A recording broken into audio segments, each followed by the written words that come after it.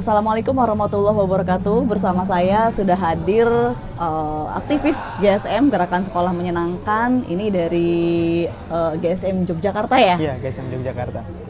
Bisa diperkenalkan namanya siapa, Mas? Oke, perkenalkan nama saya Ahmad Rifai. Saya GSM Yogyakarta. Ngajar di SMK Negeri 4 Jogja. Wow. Ngajar sejarah. Oh, berarti udah ngajar ya? Iya, udah ngajar. Semuda ini udah ngajar loh. Umur berapa sekarang, Mas? Umurnya 24 tahun. 24 tahun. Mas, kalau boleh ditanya gitu ya, kenapa sih bisa ikut gabung di GSM gitu? Kenapa? Gabung dengan GSM itu merupakan perjalanan diri saya. Perjalanan atas keresahan saya. Jadi keresahan saya terhadap alam, terhadap manusia di sekitar saya, terhadap negara, terhadap apapun, saya temukan di GSM. GSM adalah solusi. Saya melihatnya seperti itu. Dan Mas Rifai melihat jawaban itu ada di GSM? Jawaban itu ada di GSM. Wow, berarti Mas Rifai memandang GSM ini bukan hanya gerakan yang mengurusi pendidikan aja ya? Ini adalah gerakan kemanusiaan. Gerakan kemanusiaan. Gerakan gitu. kemanusiaan. Dan Mas Rifai, sebenarnya sejauh mana GSM bisa mengubah mindset Mas Rifai? Sangat merubah ya, terutama dalam hal pedagogik, dalam hal pendidikan. Karena yang saya terima di kampus itu cuma sekedar administratif. Pendidikan itu ya menilai, ya ulangan, ya ujian seperti itu. Sedangkan enggak, sedangkan di GSM beda. GSM itu mengajarkan saya kembali menjadi manusia dan memanusiakan manusia. Gitu ya. Iya. Nah, kalau Mas Rifai sendiri gitu, melihat tadi kan berangkat dari keresahan gitu. Iya, berangkat dari keresahan. Emang ada keresahan apa tentang dunia pendidikan dan masalah-masalah di negara ini? Siapa sih sekarang yang nggak resah? Kayaknya semua orang resah, apalagi anak muda ya. Yang saya itu Gen Z, generasi yang paling tidak diuntungkan. Wow. Iya. Kenapa tuh? Karena alamnya tidak mendukung, entah dari segi pemerintah, entah dari apapun, entah dari genetik, entah dari apa, itu kayak seolah-olah kita itu generasi yang tidak diuntungkan. Banyak dari kita itu sandwich generation, generasi yang susah kaya gitu-gitu. Oke. Karena sistemnya membuat seperti itu. Padahal harusnya generasiku Gen Z ini diberdayakan, harusnya kan seperti itu. Biar berdaya, kenapa? Karena Indonesia kan sedang mengalami bonus demografi. Dan harusnya fokus pemerintah itu pada anak-anak mudanya. Untuk apa? Dikembangkan, dikuliahkan setinggi-tingginya di luar negeri terutama ya. Dan menurut Mas Rifai negara tidak hadir untuk itu? Negara tidak hadir buat kami, bahkan justru negara malah mengancam-ngancam. Wow, apa tuh? Gimana tuh misalnya? Misalnya teman-teman saya yang mulai usaha, nanti harus daftar ini, harus daftar itu, regulasi ini, regulasi itu. Nanti dipalak sini, dipalak situ. Jadi negara bukannya memberikan ruang buat kita bertumbuh, justru membuat kita malah macet karena menjegal kita. Oke. Ya, pemerintah itu menjegal Gen Z. Oke, dan itu merugikan Gen Z? Iya, sangat merugikan. Oke, Mas, kalau banyak di luar sana ya, banyak yang mengatakan Gen Z itu kan kayak jiwa resilience-nya rendah, daya juangnya rendah, mudah menyerah, kemudian mudah mengeluh gitu kan. Setuju nggak dengan statement seperti itu? Mungkin iya, tapi itu kan di permukaan. Orang-orang tidak melihat batin Gen Z. Dan itu pun produk dari siapa Gen Z itu? Dari siapa? Dari siapa? Dari generasi sebelumnya kan. Kalau mau nyalin Gen Z, ya nggak bisa loh, kita juga produk dari generasi sebelumnya. Berarti dengan kata lain, Gen Z yang sekarang itu akibat dari akumulasi kesalahan sebelum-sebelumnya itu. Oke, orang tua yang strawberry ya, strawberry parent berarti. Strawberry parent yang tidak bisa mendidik. Dan itu Mas Rifai rasakan. Tapi sebenarnya ada nggak bantahan-bantahan itu terhadap statement itu? Bantahan gimana? Kami kok nggak gitu loh, Gen Z itu sebenarnya pengennya diapain, dimengerti ataukah dia apa? Mungkin gini teh. Saya melihatnya Gen Z itu gimana ya? Daya juang rendah itu karena pola asuh sebelumnya sih. Dan kita itu diasuh oleh algoritma dan echo chamber sosial media yang membuat kita lemah itu sih. Oke, berarti kembali lagi ke pola asuh orang tua. Pola asuh orang tua dan pola asuh pemerintah. Kenapa? Karena pemerintah tidak bisa membentengi kita untuk mengakses sosial media. Kan harusnya dibatasi dulu ya sampai usia tertentu, baru nanti dibolehin. Tapi pemerintah enggak. Semuanya dijor-jorin. Bahkan yang buruk-buruk justru untuk komoditas. Dikonsumsi oleh ya meracuni kita lah secara tidak langsung. Oke. Dan keresahan-keresahan itu Mas Rifai temukan jawabannya di GSM. Di GSM. Nah, seperti apa GSM yang seperti apa yang ditemukan oleh Mas Rifai? Terutama dengan pendidikan ya, kependidikannya. Seperti apa? Saya pernah membaca buku bahwa pendidikan adalah alat untuk merubah masyarakat. Oke. Dan pendidikan yang sebenar-benarnya itu adalah pendidikan yang memanusiakan, yang seperti yang diusung oleh founding father kita Ki Hajar Dewantara. Harusnya seperti itu. Tapi sayangnya itu kan nggak dipakai toh. Ki Hajar Dewantara malah nilai-nilainya justru dipakai di negara-negara maju, tidak di sini. Tapi kurikulum Merdeka kita pernah ya pakai itu, tapi signifikan nggak itu? Enggak. Karena itu hanya di tataran birokrasi, tataran administrasi, bukan di tataran laku, nilai budaya yang ada di ruang-ruang kelas. Oke, Mas, salah satu kamu suka sama GSM itu karena GSM itu kan punya keberpihakan. Ya. Nah, apa tuh maknanya ini? GSM punya keberpihakan kepada orang-orang lemah, orang-orang terpinggirkan, orang-orang yang tidak diperhatikan, termarginalkan. Dan itu sesuai dengan value yang dipegang oleh Nabi kita, Nabi Muhammad. Kan berpihak pada orang-orang yang lemah, terus anak-anak yatim, fakir miskin gitu. Dan saya setuju, value-nya sama dengan yang diusung oleh Nabi Muhammad sih. Dan itu keren. Dan itu GSM kan hadir di situ. Hadir di situ ya, di sekolah-sekolah yang termarginalkan, sekolah-sekolah pinggiran gitu ya. Kalau lihat statement kamu waktu di beberapa Pemda gitu kan, karena by data 80% sekolah di Indonesia itu adalah kaum menengah ke bawah. Menengah ke bawah ya. Itu dan kuadran itu 3-4. Dan itu adanya di sekolah-sekolah pinggiran gitu. Siapa yang memperhatikan mereka kalau bukan kita? Mereka juga punya hak sebagai warga negara toh. Itu sih. Dan kemudian menurut saya GSM itu memberikan ruang bagi saya untuk menumbuhkan budaya ilmiah. GSM itu sangat kuat budaya ilmiahnya.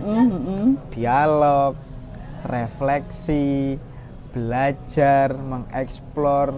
Jadi sangat menghidupkan budaya-budaya ilmiah di GSM. Dan saya sangat suka itu. Mengaktifkan daya nalar. Mengaktifkan. Ya, ini teman-teman kayaknya jarang banget ya anak muda yang punya kepedulian terhadap pendidikan, situasi negara kita gitu yang sedang tidak baik-baik saja gitu ya Mas ya. Dan ini Mas Rifai memandang anak muda sekarang kayak gimana? Apakah juga punya rasa seperti Mas Rifai atau gimana? Saya rasa semua anak muda sama merasakan seperti saya ya. Bahwa mereka seperti menemui kekosongan masa depan. Dia nggak punya tujuan ini mau kemana, mau seperti apa. Karena apa? Karena mereka seperti putus asa. Mereka nggak punya sosok yang bisa dicontoh, sosok yang melindungi, panutan, itu nggak ada. Ya pasti itu pendidikan utama dari orang tua ya. Cuma dalam artian dalam segi sosial gitu loh, dalam kita bersosial, dalam melihat ini ke depan arahnya gimana sih, mau kemana sih. Itu kan yang dihadirkan adalah pesimisme yang datang ke kita. Janji-janji yang diucapkan para pejabat itu juga cuma sebatas janji kan, bukan nggak ada implementasinya apa-apa. Iya. 19 juta lapangan kerja. Gitu kan ya. Kita itu udah muak sebenarnya, benar-benar muak sama mereka. Ya itu sih. Karena katanya hari-hari berita yang gak enak itu datangnya dari negara gitu. Iya. Gitu ya. Siapa sih sekarang yang nggak stres melihat Instagram, melihat Twitter, X atau sosmed-sosmed yang lain? isinya cuma berita buruk semua. Algoritmanya memang dirancang seperti itu toh. Nggak ada, paling cuma joget-joget toh. Itu kan sebagai pelarian anak muda aja untuk menghibur dirinya biar nggak terlalu stres aja sama gitu. pemerintah. Oh gitu. Padahal aslinya stres juga gitu ya. Tapi ada nggak sih Mas keresahan anak muda itu sebenarnya kan dengan kondisi yang seperti ini, kayak tadi dibilang Mas Rifai gitu kan, tujuannya tuh kan kita tuh sebenarnya 5-10 tahun yang akan datang kita dalam kondisi yang ketidakpastian itu ya. Kondisi ketidakpastian. Kondisi ketidakpastian itu ada nggak mempunyai rasa ketakutan? Pasti ya. Saya melihat teman-teman saya sendiri, mereka bingung mau kemana, ke depan gimana, seperti apa, cari pekerjaan susah, terus jangankan beli rumah, beli tanah ya, untuk besok mau seperti apa aja bingung, untuk jajan, untuk nongkrong, untuk nabung buat masa depan itu kayak susah aja. Ekosistemnya itu nggak ada. Apalagi cita-cita untuk berkeluarga, menikah ke depan itu kayak abu-abu ya. Bisa nggak ya? Kayak sampai seperti jauh, itu ketakutannya. Iya, sampai seperti itu, di taraf, di titik itu. Oke, nah kalau dihubungkan dengan yang sekarang Mas, ngaji pendidikan, human and education riset gitu ya. Apa yang terpikir oleh Mas Rifai dengan masa depan anak-anak muda sekarang? Gimana ya? Kalau melihat itu, saya terpikirkan sebenarnya ada peluang, ada harapan. Kalau kita mau kembali kepada diri sendiri, melihat ke dalam, memberikan ruang jeda buat kita, terus meriset pola pikir, cara pandang kita, dan mau effort, berusaha biar kita lebih berdaya gitu, itu mungkin bisa, Bu. Tapi saya rasa peluang itu tidak hadir di Indonesia, tapi peluang itu hadir di luar negeri, bukan di Indonesia, karena di Indonesia ya seperti itu ya. Negara tidak bisa menjamin ya? Tidak bisa menjamin. Saya rasa ini bukan negara sih, gerombolan perampok. Oh gitu. Mas, jadi saya punya cerita nih Mas. Saya sebelum datang ke ngaji ini, saya sempat bertemu temen gitu ya. Dia punya istri itu di Malaysia, gitu kan. Dia punya istri di Malaysia, punya anak 4, gitu kan. Yang 3 ke bawah ini dia lahiran di Malaysia, gitu kan. Kenapa dia melahirkannya di Malaysia? Setiap punya anak yang ke-2, 3, dan 4, itu agar keluarga negaranya ikut ke Malaysia. Nah, sedangkan dia punya kekhawatiran terhadap anak yang pertama ini karena dia lahirnya di Indonesia. Dan itu sampai sekarang diperjuangkan untuk bisa masuk ke keluargaan negara Malaysia itu katanya belum goal juga gitu. Nah, saya tuh kenapa kamu kok bisa khawatir gitu kan? Kenapa tuh? Dia katakan seperti ini. Karena Indonesia tuh kaya. Indonesia kaya. Kaya, lebih kaya dari Malaysia katanya. Tapi saya tuh iri ya ngelihat Malaysia itu bisa menjamin pendidikannya anak-anaknya gitu. Kemudian negara itu ikut andil di dalam kehidupan rakyatnya, kesejahteraan rakyatnya gitu. Sampai sebegitunya negara mengurusi rakyatnya, jadi rakyat tuh punya rasa tenang gitu. Sedangkan di Indonesia tuh nggak jelas, belum jelas. Jadi saya masih takut nih anak saya nih gimana kalau misalkan tidak punya status keluarga negara di Malaysia gitu. Itu sampai punya ketakutan seperti ya? itu loh. Sedangkan gini, kemarin inget nggak tagar kabur aja dulu? Kabur aja dulu. Apa tanggapan pemerintah? Apa? Katanya tidak nasionalis. Tidak nasionalis, dikatakan tidak nasionalis gitu kan. Terus Indonesia gelap, dikatakan apa? Enggak kok, di sini enggak gelap, terang-terang aja. Lu yang terang, kita gelap. Enggak deng, dia deng yang gelap. Oh gitu. Kita mah terang sih. Ya itulah, apa ya, narasi-narasi yang dilontarkan oleh pemerintah itu kan narasi-narasi keresahan aja ya untuk warganya gitu. Nggak bisa menenangkan gitu, benar nggak sih Mas? Iya. Setuju nggak? Apa ya narasi apa? Jawaban-jawaban klise. Yang nggak bisa dipegang. Asbun, ya, lihat pemerintah sekarang itu asbun aja sih. Ini ngeri-ngeri sedap loh podcast kita hari ini. Asbun banget. Coba apa sih? Coba lihat, kita refleksi dari bencana kemarin. Kan mereka bilang kita baik-baik aja, bantuan sudah cukup, apa? Bukan bencana nasional. Bukan bencana nasional. Padahal di lapangan itu sampai masyarakat tidak bisa makan, sampai bantuan tidak turun. Kenapa? Karena aksesnya terputus semua. Dan pemerintah menolak bantuan asing. Padahal sudah jelas-jelas kita tidak mampu. Bahkan sampai harus rakyatnya sendiri yang harus membantu rakyat. Gerakan kita punya di GSM punya gerakan punya ya, gerakan. rakyat bantu rakyat ya. Rakyat Gitu. bantu rakyat. Nah Mas, terakhir nih, kamu kan juga punya kepedulian terhadap ekologi ya, gitu kan, kayak kelingkungan gitu. Emang kamu segelisah apa melihat lingkungan kita saat ini gitu? Sangat gelisah ya, karena alam yang seharusnya menjadi ruang hidup kita itu dirusak. Di darat, di laut, di udara, semuanya sudah tercemar polusi manusia, semuanya dirusak kan untuk komoditas, untuk uang. Mungkin mereka akan sadar ketika pohon terakhir itu tumbang, baru mereka sadar bahwa uang tidak bisa memberikan apa-apa. Ya itu kan yang terjadi toh. Kamu punya keresahan itu, berarti kamu punya keresahan ke masa depan dong? Iya, saya punya keresahan masa depan. Bagaimana anak cucu saya nanti kalau alam sekarang aja seperti ini? Apakah mereka akan hidup di dalam bencana dan kebencana seperti yang tadi disampaikan Pak Rizal? Atau seperti apa? Tambang habis, pohon habis, hutan habis, gunung sudah dikapling-kapling, ya kan, dijual kan? Laut udah dipagar-pagar. Laut udah dipagar, udah direklamasi. Tinggal langit yang belum. Tinggal langit yang belum. Apa yang bisa diharapkan coba? Nggak ada. Iya. Siapa yang nggak gelisah ya Allah? Iya. Padahal kalau saya kemarin melihat postingan itu, jumlah pohon di alam semesta ini dibandingkan jumlah mineral yang dianggap berharga kayak emas, berlian, itu lebih banyak emas, berlian dan mineral-mineral itu di alam semesta daripada jumlah pohon. Pohon itu hanya ada di bumi dan dia adalah ibu bagi kita. Dia adalah yang memberikan hidup kita. Kenapa kita malah membunuh mereka, malah menghancurkan mereka? Bukannya itu sama saja dengan menghancurkan kita sendiri? Hati-hati loh Mas, kamu ngomong terlalu keras nanti bisa diciduk loh. Ada ketakutan seperti itu?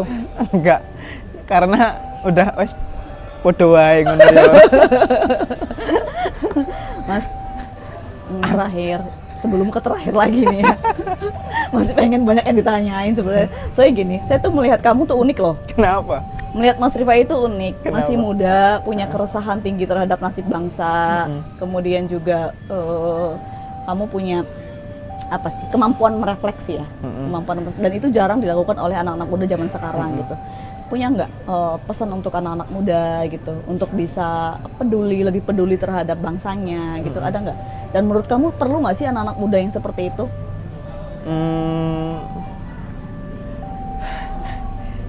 Gimana ya Teh? Saya lihat kayak anak muda itu baik-baik aja soalnya. Yang nggak baik-baik aja itu orang-orang tuanya. Oh gitu. Ya, jadi saya itu nggak punya pesan apa-apa karena saya ketika ngobrol dengan mereka juga sama kayak saya. Cuma kan itu nggak di post. Iya kan. Tapi mungkin pesan saya buat mereka yang kuat-kuat aja gitu hidup di sini. Kamu nggak sendiri. Kamu bersama 19 juta teman-temanmu yang menunggu mencari pekerjaan gitu. Ada punya kecemburuan nggak sama yang udah nggak usah dibahas.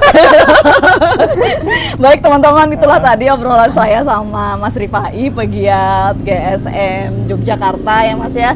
Mudah-mudahan banyak manfaatnya dan bisa menginspirasi anak-anak muda di luar sana. Terima kasih. Assalamualaikum warahmatullahi wabarakatuh. Thank you ya Mas ya.